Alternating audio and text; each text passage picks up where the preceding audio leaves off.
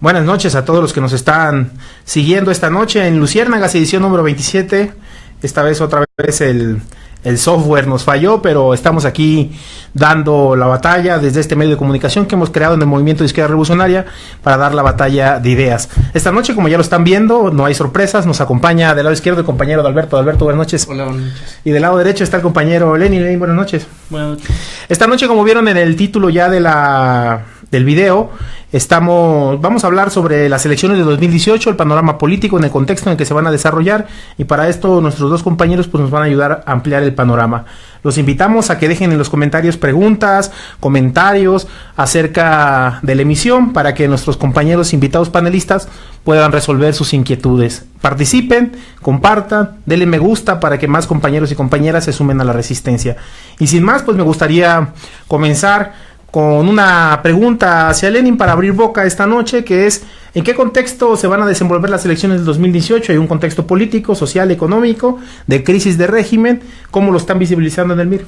Pues mira, ya hemos comentado en otras ocasiones del contexto internacional y su afectación a las elecciones y a la lucha política entre las fracciones que hay aquí en el país.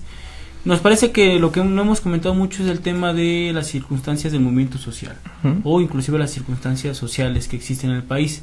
Pues bueno, no son de estadísticas nuevas, pero sabemos que en el país en este momento existen aproximadamente 55 millones de personas en condiciones de pobreza, 20 millones de personas en situación de extrema pobreza. Los datos del desempleo apuntan a que cerca de 10 millones de trabajadores están desempleados. Además, a eso se le suma de que el 50% de la población, algo así como 30 millones, 29 millones de trabajadores, no tienen derechos sociales.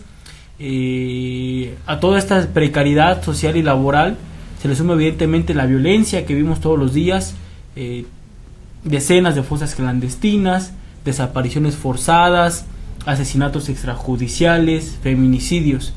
Es decir, vivimos en una situación, nos parece hoy, de profunda precariedad, marginación social, pero también de profunda violencia y desigualdad. No es tampoco un secreto que en este país hay empresarios que amasan fortunas exorbitantes. En los datos que sacaban los medios de comunicación en semanas pasadas documentaban que cuatro empresarios amasan una fortuna equivalente al 10% del Producto Interno del país. Es decir, las elecciones aparecen hoy en un contexto de profunda desigualdad, de violencia, pero también de injusticia, de privilegios de un segmento y un sector de la población. Por eso es muy importante tener claro cuáles son las fuerzas que aparecen en el escenario político y a quiénes representan cada una de estas fuerzas. Y en este sentido, pues en el tablero que se muestra a nivel nacional, hay varios jugadores desde distintos plazos. En el escenario popular, ahorita vamos a ir enunciando cómo lo estamos visibilizando, pero hay un proceso de que ahora se ha puesto en vigencia, que son las candidaturas independientes, que no son otras cosas que personas que no cuenten con un partido político que los respalde en una candidatura pueden presentarse. Es decir, no exigen la independencia política. Por ejemplo, vemos el caso de Margarita Zavala, quien 3 días antes de presentarse como candidata independiente seguía siendo militante del PAN. E incluso cuando ella hace un discurso, está el video rolando por YouTube, ella dice: yo seguiré siendo panista ideológicamente, pero el PAN no me va a dar la candidatura, entonces tengo que buscarla por este medio que la ley me da. En ese sentido, ¿qué bloques visibilizas tú entre 80 y tantos originalmente registrados independientes y después llevan como 41, 42 que quedaron finalmente, que tienen que juntar arriba de 800,000 firmas para obtener el registro? ¿Qué escenario se visibiliza desde el MIR en las candidaturas independientes? Pues primero habría que quizás precisar o contextualizar un poco que esto de las candidaturas independientes se viene trabajando, digamos, desde arriba, desde el sexenio pasado, hasta que finalmente se legaliza y el Instituto Nacional Electoral da pie a las candidaturas independientes, ¿no? Hemos platicado en otras ocasiones con los compañeros del Movimiento de Izquierda Revolucionaria que la apertura a candidaturas independientes no necesariamente significa una transformación democrática o una profundización de la democracia en México, ¿no? ¿Por qué? Porque no hay en disputa proyectos políticos distintos, ¿no? Proyectos profundamente diferenciados o claramente diferenciados entre sí. hemos hablado incluso de una especie de multipartidismo unipolar, es decir, tenemos más de 40 y tantos aspirantes a la candidatura independiente por la presidencia de la República, pero de esos 40 y tantos no encontramos 40 y tantos proyectos políticos distintos, ¿no? A mi parecer, o a nuestro parecer, como lo hemos platicado en la organización, en realidad hay como dos grandes tendencias o dos grandes bloques, ¿no? El primero, que sería el de quizás el 80, el 90% de esos candidatos, aspirantes a candidatos, que coincide de hecho con los proyectos de los partidos electorales que hasta el momento han sido los dominantes en el país, y un segundo bloque que está representado desde nuestro punto de vista por María de Jesús Patricio Martínez, que es la vocera del Consejo Indígena de Gobierno, ¿no? Y creemos que lo importante entonces es que distingamos a los candidatos de acuerdo a los proyectos políticos que abanderan, ¿no?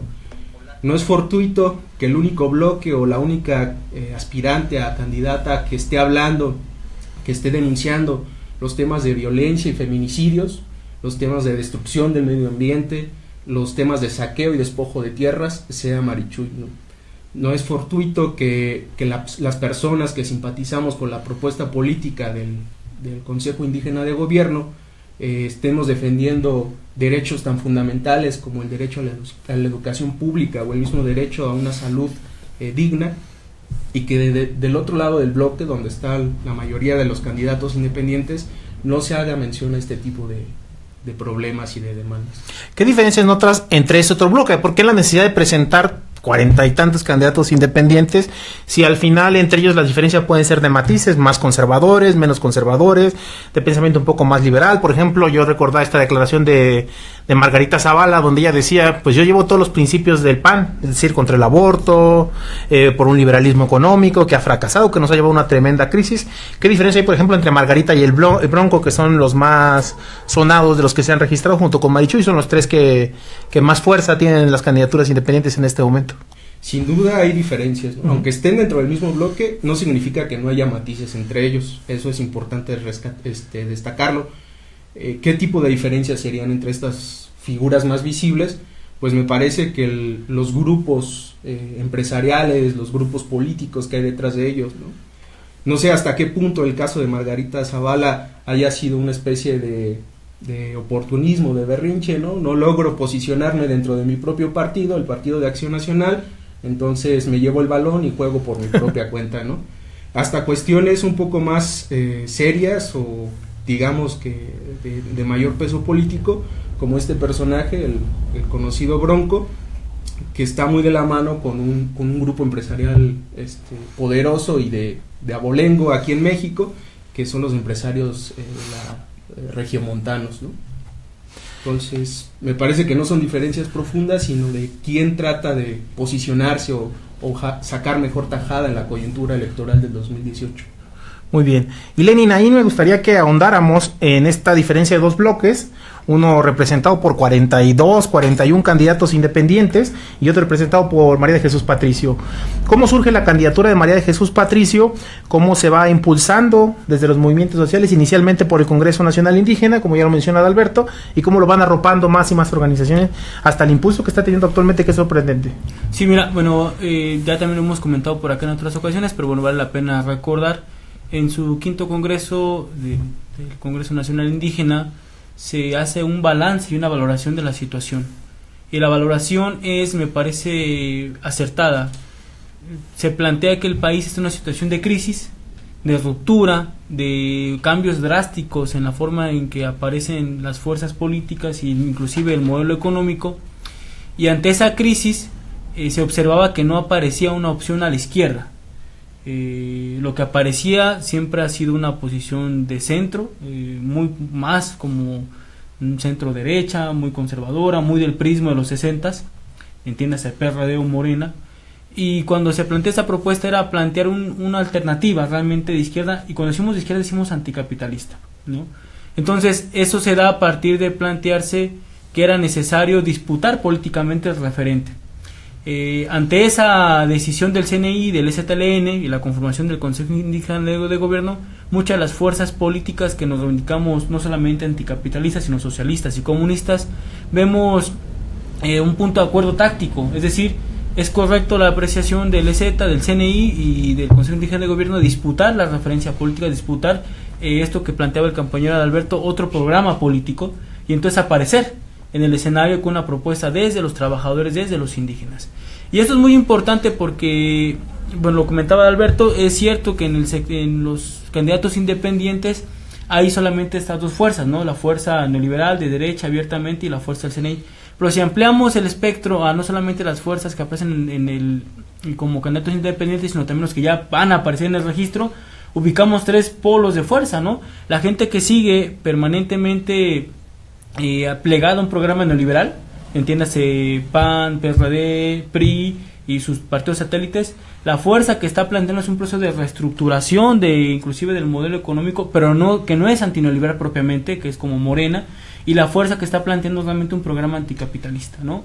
Entonces nosotros decimos, ante este escenario es importante entender que el único programa que representa a la clase trabajadora es el que plantea Marichuy, un programa anticapitalista que abiertamente denuncia no solamente el saqueo de las comunidades, sino también la explotación, la violación de los derechos de la mujer, la violación de los derechos pues del pueblo. Entonces, en ese sentido, hemos acumulado un conjunto de reflexiones, pero también de tareas. ¿Cuál es la tarea? Construir un polo de izquierda anticapitalista que se plantee en el escenario político, dispute el ser referente para la clase trabajadora y en ese marco aproveche para, digamos, dilucidar los verdaderos intereses de todas las fuerzas políticas que aparecen en la coyuntura electoral. Muy bien, y en ese sentido, Adal, me gustaría que profundizáramos en el programa político que se está impulsando con Marichuy, porque hemos estado en mesas de registro, somos auxiliares, nos hemos registrado como auxiliares y estamos colectando las firmas para que Marichuy aparezca en las boletas y sea presidenta de este país. Pero nos preguntan siempre qué están impulsando, ¿por qué Marichuy? ¿Por qué el SIC tiene que llegar a la presidencia de México? ¿Qué resaltarías tú para si alguien nos está viendo y no conoce aún la propuesta que se está impulsando desde SIC y desde los movimientos sociales? Porque esto, insisto, va mucho más amplio a no solo un programa indígena, sino es un programa popular anticapitalista. ¿Y por qué hoy, en medio de una crisis, la más grande del neoliberalismo en muchos años y del capitalismo, la salida es anticapitalista y no de reestructuración? Bueno, en primer lugar habría que decir que el objetivo, tanto como lo ha manifestado el Consejo Indígena de Gobierno, como los grupos que simpatizamos con su propuesta, no se reduce simplemente a obtener los votos o lograr el registro, como bien lo has dicho, ¿no? Sino a construir este programa político. Ellos lo han dicho, nuestra lucha es por la defensa de la vida de los pueblos, ¿no? Y nos parece eso importante. En el contexto de crisis del cual hablaba Lenin en un inicio, es necesario que haya una propuesta política que de fondo pretenda resolver esa crisis, ¿no? Algunos de los problemas más evidentes, pues no tengo que decirlos porque los vivimos día a día. Todos conocemos el drama de vivir en este país, las condiciones de violencia, miseria, desempleo, no se las tenemos que contar nosotros, pero lo que sí es importante es hacer énfasis en que es posible y es viable, es urgente y es necesario construir esa fuerza política que le dé salida a esta crisis, ¿no? En ese sentido, mucho se ha dicho dentro de quienes se asumen como de izquierda en general, que la propuesta de Marichuy, de quienes estamos de acuerdo con ella, divide a la izquierda, le hace el juego a la derecha. En realidad no es así, ¿no? Esto se viene trabajando desde hace por lo menos 20 años en el caso del Congreso Nacional Indígena y desde una trayectoria también muy muy larga, las distintas fuerzas de izquierda socialista en nuestro caso y populares democráticas, tratando de luchar por un país mejor, ¿no? Lo importante entonces es qué construimos, ¿no?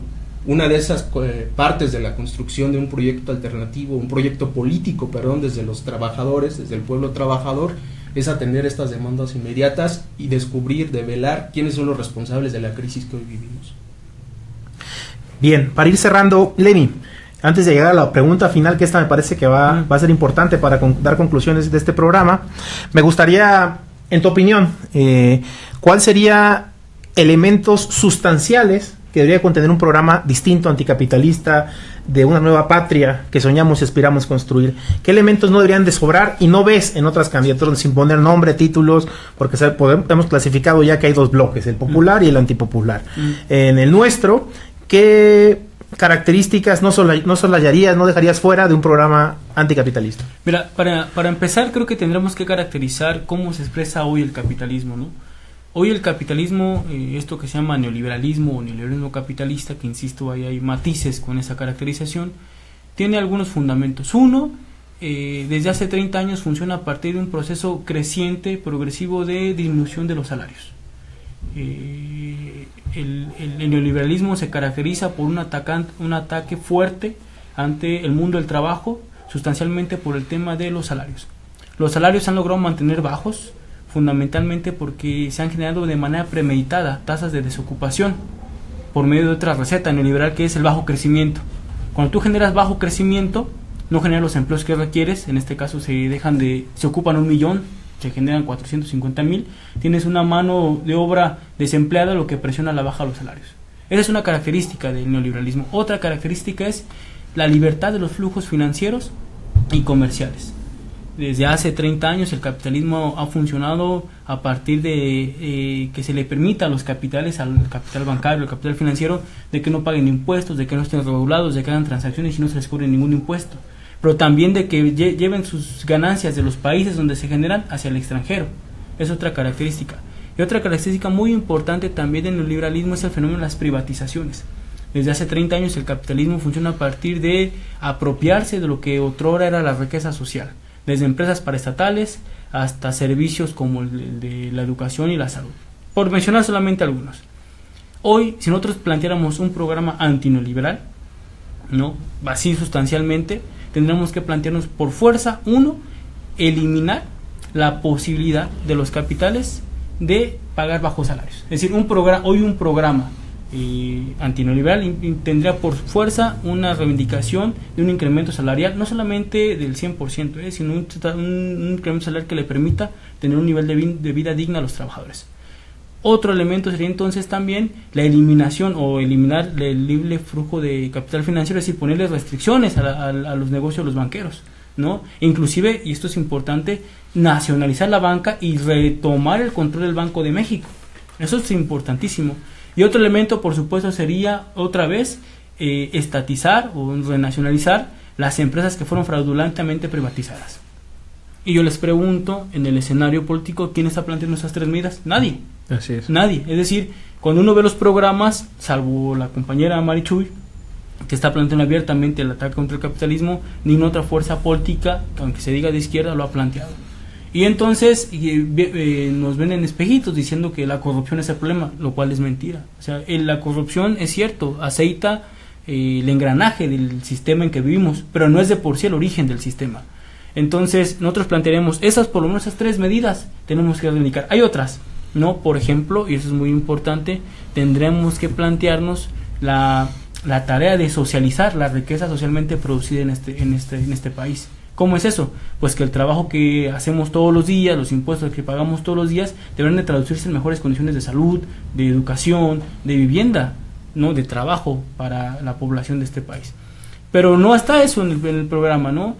Diría Gramsci, estamos discutiendo o están discutiendo en la pequeña política, ¿no?, la política de intriga, de pasillo, y en el fondo se están dejando de caracterizar lo que realmente son la problemática socioeconómica que nos afecta a 100 millones de mexicanos, ¿no?, y más de los 60 millones de trabajadores que somos.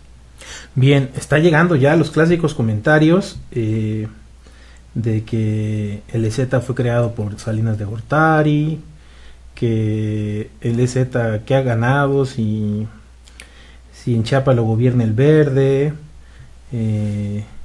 ¿qué más? Bueno, que el propósito del movimiento es que el PRI siga gobernando y todas estas cosas, ¿no? Es decir, esto es pequeña política, esto es repetir los argumentos del opresor, es decir, es el divide y vencerás. Nosotros no estamos viendo si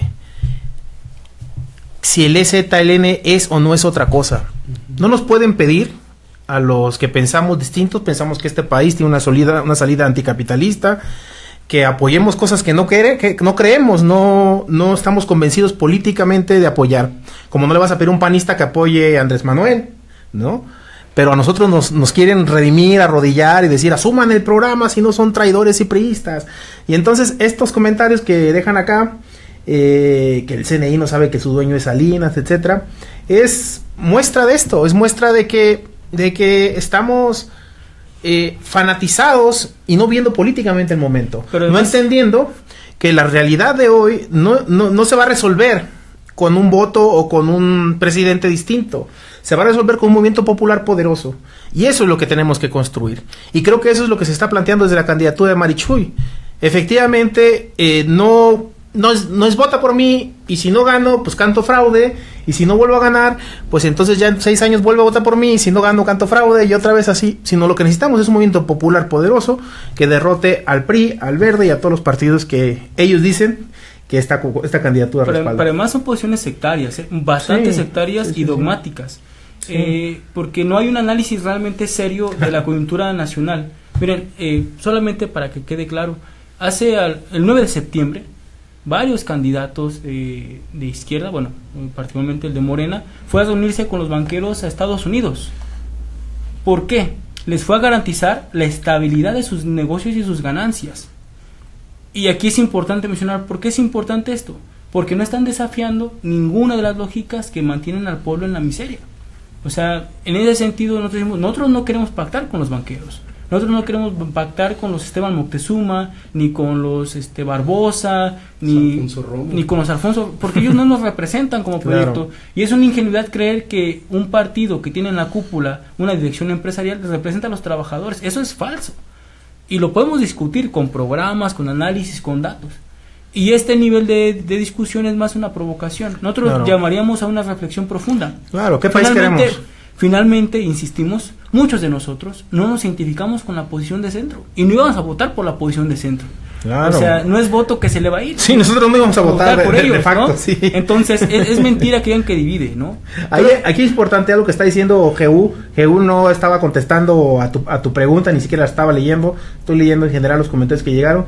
Creo que lo que tú planteas, cómo apoyar un movimiento sin caer en el culto a la personalidad de una mujer que representa el CNI, que no tiene un proyecto sólido para las elecciones y que no quiere ni busca ganar, y él habló de por qué no pensar una coalición entre los marxistas y los anarquistas como se apoyaron para la resistencia. Dice él, no quiero aclarar que no hace a AMLO como respuesta salvadora, ni mucho menos, si acaso puede ser un leve respiro fugaz. GU, yo creo que lo que menos estamos buscando es construir un culto a la personalidad, una candidatura de 18 años, creo que lo que menos se está buscando, creo que lo que se está buscando desde esta alternativa anticapitalista y de izquierda es un movimiento de largo aliento, construir algo más allá del 2018 que nos ayude a enfrentar a quien sea el ganador del fraude del siguiente año. Estamos convencidos de que el Estado no va a dar marcha atrás, ni en las reformas estructurales, ni va a dar marcha atrás en el modelo económico que han implantado, pero lo que creemos es cuál es la salida a eso. Y desde nuestra oposición, ya la ha comentado Alberto, es la construcción de una alternativa política desde las organizaciones sociales. Entonces, respetamos que para ti sea un respiro, o sea, un momentum importante de alivio que Andrés Manuel pudiera ganar. Insisto, lo que dice Lenin, no es voto que se les va, es voto que no tienen y está buscando construirse una alternativa propia. Y ese, así como los que están convencidos de que Andrés Manuel sea presidente del país, pues es un momento importante para los que no estamos convencidos, porque finalmente, si van a luchar ustedes contra el neoliberalismo, pues van a ser nuestros aliados, no los vemos de otra forma. Sí, tratándole pues de dar seriedad a esto, ¿no? Tenemos que tener muy claro que no es que nosotros dejemos de apoyar al que tenga posibilidades reales de ganar, ¿no? O sea, es tener claro que sin autoorganización popular no se puede lograr ningún cambio, por más buenas voluntades que tengas, ¿no? Claro. Hay un viejo dicho que dice que el camino al infierno está empedrado de buenas intenciones. Un ejemplo muy sencillo, ¿no? Entiendo que los que han escrito diciendo que el STLN es una invención de Salinas, pues simpatizarían con Morena, ¿no? Claro. ¿En dónde Morena tiene más fuerza política hoy en día? En el Distrito Federal. Tiene la mayoría en la Asamblea Legislativa del Distrito Federal. A propósito del terremoto del 19 de septiembre, los diputados de Morena estuvieron solicitando al jefe del gobierno del Distrito Federal el atlas de riesgo de la ciudad. No sé cuánto tiempo lo llevaron solicitando. Uno puede consultar en línea los diarios de debates de la Asamblea Legislativa. Ni siquiera eso pudo lograr Morena, en donde es mayoría. No pudo obtener el Atlas de Res. No. Pasó la tragedia del 19 de septiembre, edificios que no estaban suficientemente bien construidos, se derrumbaron, ocasionaron varias muertes, ¿no? Claro. Ni siquiera eso pudo lograr Morena. Volvemos a lo mismo. La clave, la pieza clave es la autoorganización popular, no quien tiene posibilidades reales de ganar una elección, ¿no? Si no hay autoorganización popular, por más buena voluntad que haya, no es posible lograr un cambio. Es que ese es el elemento central, y creo que eso, o sea, los compañeros que están en Morena o en alguna otra fuerza política, aunque no sea Morena, que van a impulsar la candidatura de Andrés Manuel, pues no son nuestros adversarios, ¿no? Creo que ellos simplemente tienen otra hoja de ruta. Nosotros creemos que hoy lo importante, lo primordial es construir un movimiento popular potente que nos ayude a enfrentar la adversidad que representa el sistema capitalista. Ellos creen que hay una solución con un programa de transición que puede representar a Andrés Manuel López Obrador. Está bien, adelante, se toparán. Pero creo que juzgar a priori de salinistas o de priistas a todo lo que no piensa como tú, pues eso es como suena muy antiguo, ¿no? Y dicen que los comunistas son los antiguos, eso sí suena muy antiguo, decir, o piensas como yo, o estás en mi contra. Entonces, pues vamos a superar ese debate. Gracias a todos los que están comentando, de verdad los respetamos, los leemos con atención, pero creemos que ahí no está la discusión no está en si una opción u otra, sino está en qué queremos construir. Y creo que si ustedes ponen en los comentarios qué se va a construir, cómo se va a construir, qué país están planteando desde cualquier otra candidatura, pues ese es el debate que queremos generar. Vamos a cerrar esta emisión de Luciérnaga, ya estamos llegando a la media hora del programa y estamos ya en el límite, con una pregunta final para los dos invitados. ¿Qué se está proponiendo desde el MIR para el 2018? Es decir, ¿cuál es nuestra alternativa, nuestra visión y lo que vamos a venir impulsando en los próximos meses? ¿Quién empieza? Bueno, pues si quieren, para que Alberto termine. Nosotros planteamos que es importante partir de dos hechos. Uno, reconocer la situación actual del momento, o sea, qué estamos viviendo, qué significa la coyuntura electoral, con todas sus aristas y sus complejidades desde lo internacional hasta lo local, y a partir de eso trazar una táctica política también fundamental, lo que bien mencionaba el compañero de Alberto, la autoorganización popular. En ese sentido hemos planteado un programa político, una plataforma política que hemos denominado Somos Mayoría. Somos Mayoría es un frente político conformado por activistas, movimientos sociales, el MIR mismo y otras organizaciones anticapitalistas que pretenden precisamente poner este debate en el escenario electoral. Es decir, el debate no solamente es luchar por el registro de Marichuy y apoyarla en sus aspiraciones presidenciales, sino también el debate de decir, no basta con eso, hay que organizarse, hay que construir consejos, comités que nos permitan plantearnos la posibilidad del gobierno popular. Y a partir de eso lo hemos venido construyendo. Tenemos la fundación formal de este frente político, esta plataforma política el próximo 25 de noviembre, y bueno, el programa está en la página del MIR y también en la página que pueden... ¿Cuáles son las páginas? Bueno, es www.mirmexico.com MX, y la otra es Somos Mayoría. .mx. Entonces ahí está la propuesta. Es un programa de corte anticapitalista, de un corte antineoliberal, pero lo más importante, no parte de nuestros sueños individuales ni de nuestros buenos deseos, parte de un análisis objetivo de la realidad, de lo que se requiere hoy un programa de izquierda, pero también parte de un principio de acumulación de fuerzas, de construcción de fuerza popular, que es los comités y consejos de gobierno popular. Entonces, esa es la propuesta del MIR para esta coyuntura electoral. Bien, antes de que contestes, voy a leer comentarios. Alejandro Rodríguez, estratégicamente tener control financiero estatizado es hoy una tarea importante. Jeún Roín, no creo que mi comentario sea clásico compañero, no se leyó completo, ya leímos tu comentario, Jeún. ¿Cuántas experiencias de organización popular hemos intentado y cuántas han persistido y logrado sus objetivos claros? Pregunta Alejandro Rodríguez. Jeún Roín, yo entiendo, las voluntades no son nada, yo apoyo al CNI, pero lo que me preocupa es la contradicción lógica. No quieren ganar, solo tienen buena voluntad. ¿No sería mejor cambiar la estratégica a querer ganar? Yo creo que sí, que hay que querer ganar. Queremos ganar. Que hay que buscar la victoria siempre. Creo que partir de la idea de no querer ganar es erróneo. Coincidimos ahí, Jeú. Alan Guillén, cualquier cosa que se haga debe ser encabezada por el pueblo trabajador. De no ser así, está condenado a fracasar. Obviamente estos deben entender su rol y esto solo puede lograrse a través de la educación. No sé si sea verdad que la militancia lo resuelva, pero puede ayudar. Saludos. Alejandro Rodríguez nuevamente pone otro comentario: la táctica política considera el real conocimiento de la población de ese programa anticapitalista. El 40% de la población no vota y dentro de ese porcentaje se encuentran organizaciones sociales con propósito de transformación social real. A ellas pretende llegar Marichuy, presenta una oportunidad para concentrar fuerza organizativa. El decir que es una estrategia para hacerle el juego a la derecha es un misticismo que se ha ido permeando a través de los años. Un análisis de verdaderamente serio, no tienen que caer en esos errores. Gracias, Pepe Toño Góngora, por ese comentario. Adal, comentario final. Y si nos puedes decir dónde pueden encontrar pues más análisis del MIR, si hay una publicación o una página de internet donde puedan ampliar. En efecto, pues solamente insistir, ¿no? Que lo importante es que construimos y que la clave es la autoorganización popular. Nuestros puntos de vista los estamos publicando en las páginas de internet que mencionaron hace un momento. Contamos con 2 publicaciones periódicas. Una es nuestro periódico Venceremos, se llama, pueden consultarlo en la página del MIR, www.mirmexico.mx, y también el medio alternativo de información, El Chicote, que la página es www.elchicote.mx. Ahí estamos publicando notas periodísticas, artículos y nuestros puntos de vista.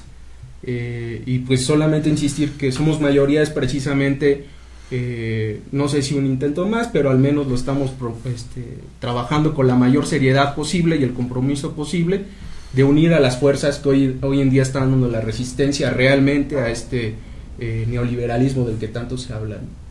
Bien, pues gracias a los dos por haber asistido esta noche. No, pues nada más decir que hoy el reto precisamente es construir hegemonía socialista para nosotros, sin con eso subordinarnos a las fuerzas burguesas, es decir, sin ser furgón de cola. El problema es que muchas fuerzas populares están acostumbradas a estar como a la retaguardia de las propuestas burguesas empresariales. Decimos, hoy es momento de romper. Entonces la propuesta es cómo construimos hegemonía socialista sin ser furgón de cola, pero tampoco sin aislarnos en una secta, digamos, sin influencia política. Entonces para eso somos mayoría, esa es la intención de Somos Mayoría.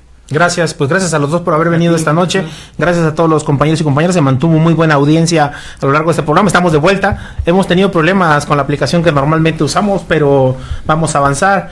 Los siguientes 3 programas son dedicados a analizar la coyuntura político-electoral a nivel nacional, vamos a profundizar en la experiencia de Marichuy, explicar el programa, explicar que somos mayoría, vamos a seguir avanzando a que esto sea un conocimiento colectivo y que lo construyamos juntos y juntas. Gracias a todos. Tenemos más coincidencias que diferencias y construir un país diferente pues implica incluir a los más posibles, así no pensemos en todo igual, y esto es lo que nosotros estamos haciendo, tendiendo la mano a compañeros y compañeras que tienen experiencia a lo largo de muchos años. Hoy, en un día especial para nuestro pueblo, que es el 2 de noviembre, Día de Muertos, recordamos a todos los compañeros y compañeras que han caído por esta ilusión, por este sueño que es cambiar este país. Compañeros que han muerto en cárceles, que han muerto desaparecidos, que han muerto torturados por el Estado mexicano. Está dedicado este programa para ellos. Y la construcción de soñar con un país mejor nos la tienen que perdonar, pero lo vamos a seguir haciendo siempre. Y que no pensemos como piensa un grupo político, no tiene que ser señal de imposición ni de hacernos cambiar o redimirnos como le hacía la corona española a los indígenas mexicanos. Tenemos derecho a pensar diferente, a soñar distinto y a construir un país mejor. Quienes quieran tener un lugar en Somos Mayoría lo tienen, solamente no se aceptan multimillonarios y no se acepta a la casta política, al grupo empresarial compacto que han mantenido este país en la opresión. Gracias a todos, gracias a todas. Nos vemos en la siguiente emisión de Luciérnagas. Compartan esta emisión 27. Nos vemos el próximo jueves 10 de la noche. Hasta pronto.